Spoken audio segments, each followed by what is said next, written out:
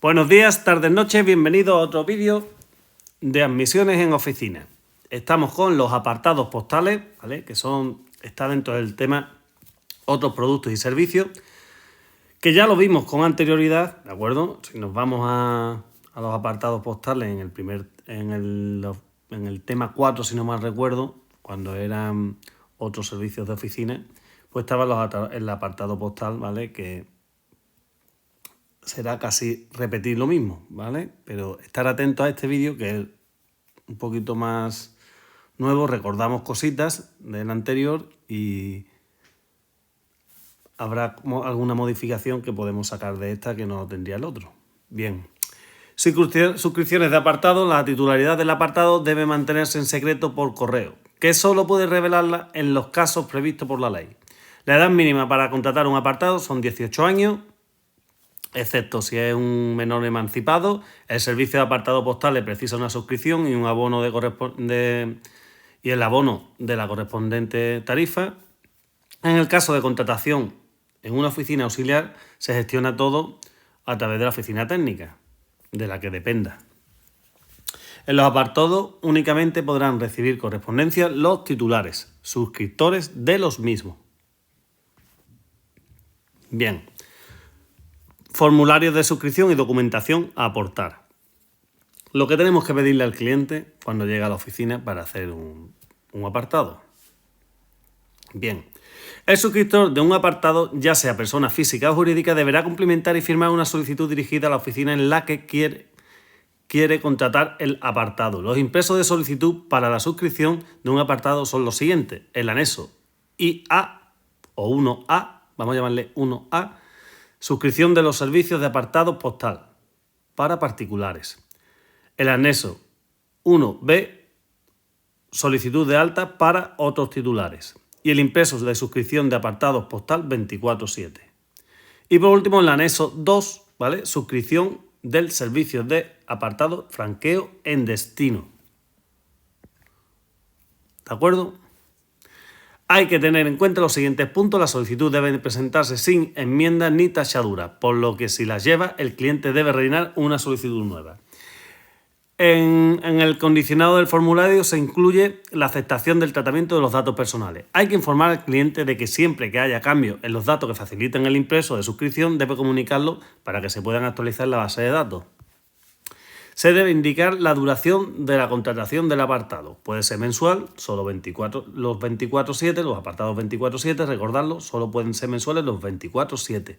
Una vez cumplido, se dan de baja automáticamente.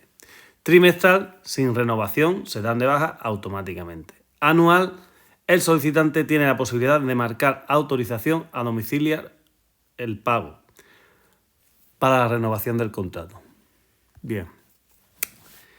La vigencia del apartado es la de fecha a fecha, es decir, en los anuales desaparecen el año natural, aunque en los apartados anuales suscritos anterior al 15 de junio del 2015, fecha que tenéis que recordar, la vigencia sigue siendo en año natural. ¿De acuerdo?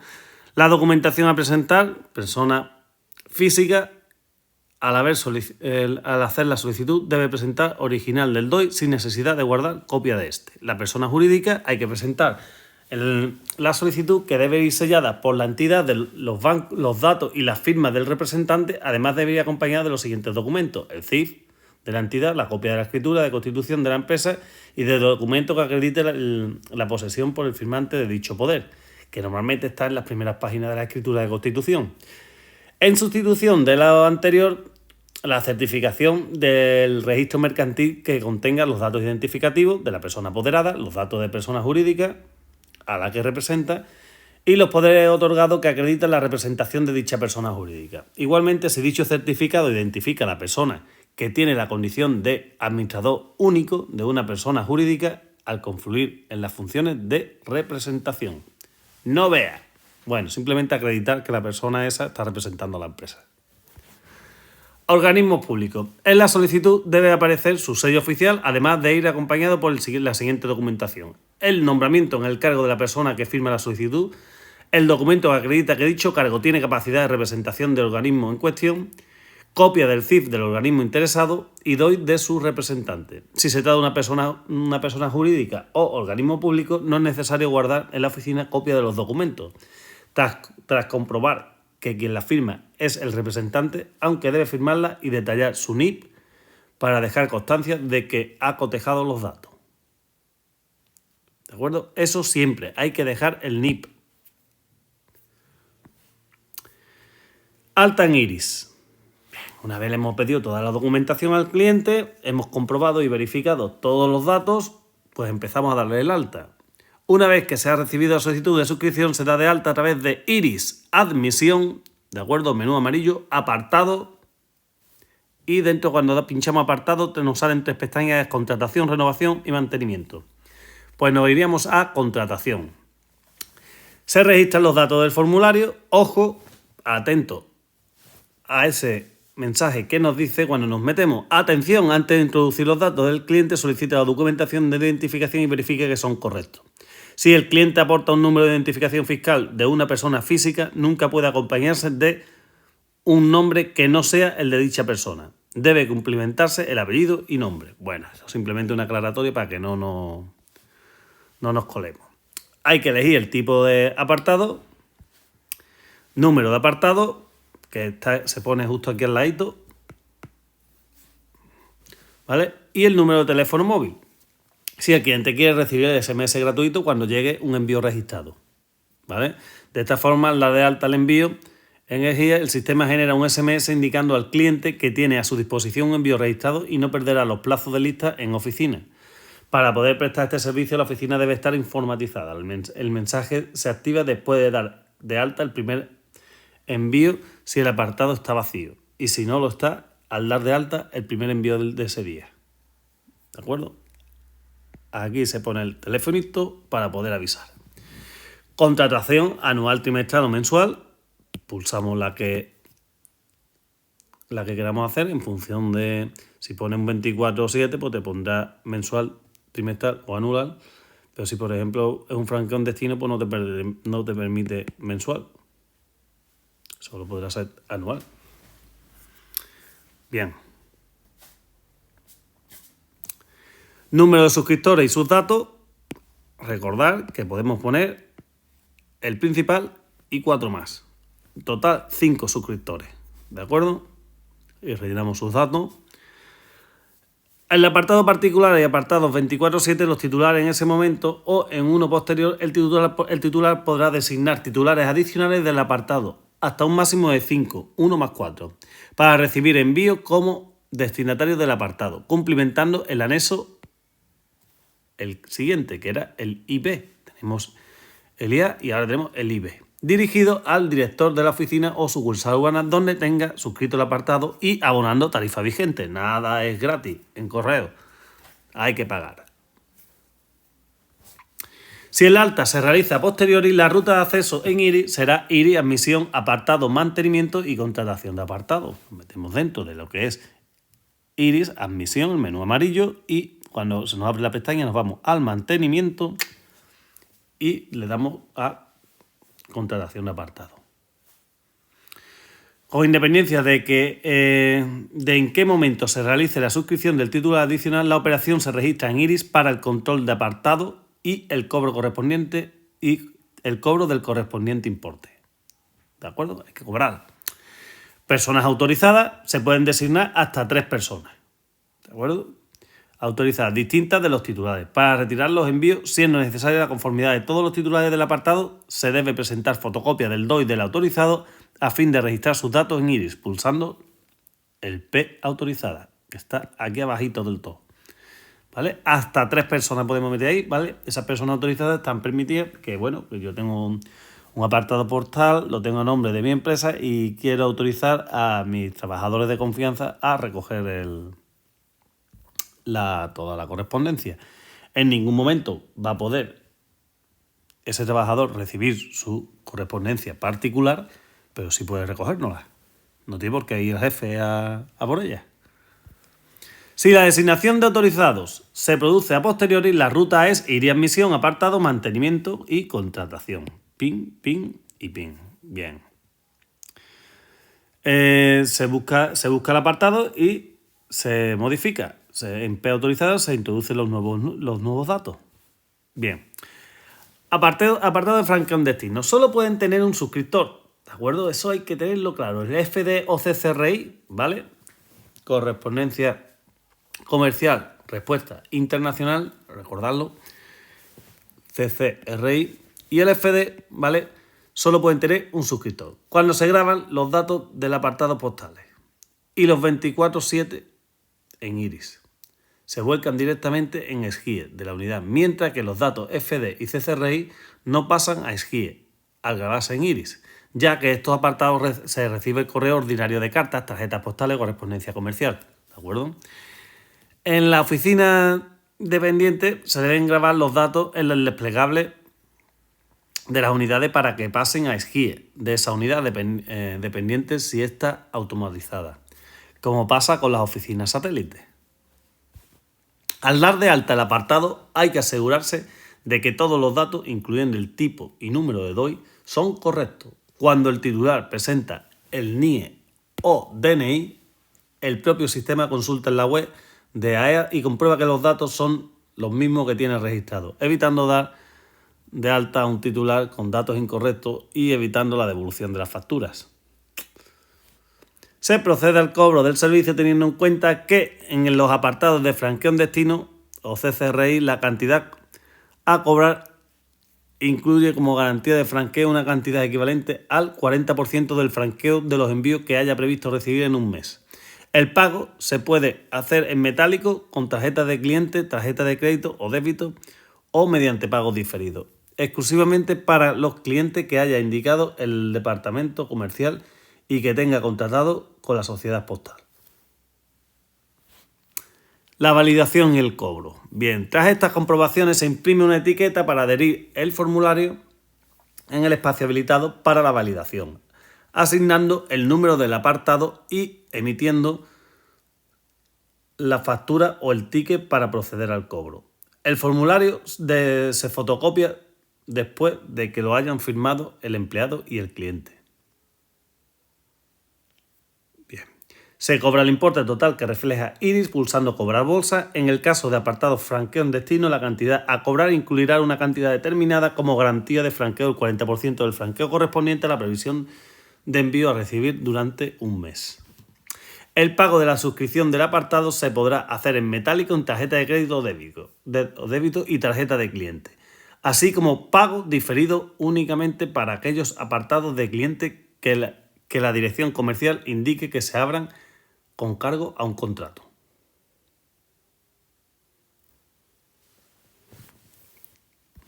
Al dar de alta el apartado, se ha de comprobar si el solicitante ha marcado en el impreso de suscripción el cheque de autorización a domiciliar el pago de la renovación anual del apartado.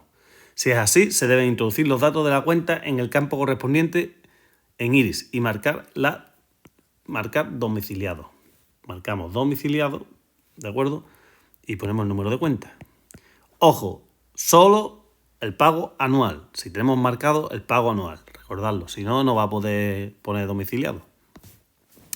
Se entrega al cliente fotocopia del formulario de suscripción junto con el ticket de la caja factura. Si el apartado dispone de casillero con carácter general, particulares y postales, y 24/7, se entrega una llave del titular del mismo quedando una copia en la oficina. Correos no se hará responsable de la pérdida de las llaves, siendo su uso y custodia de la exclusiva responsabilidad del titular del apartado.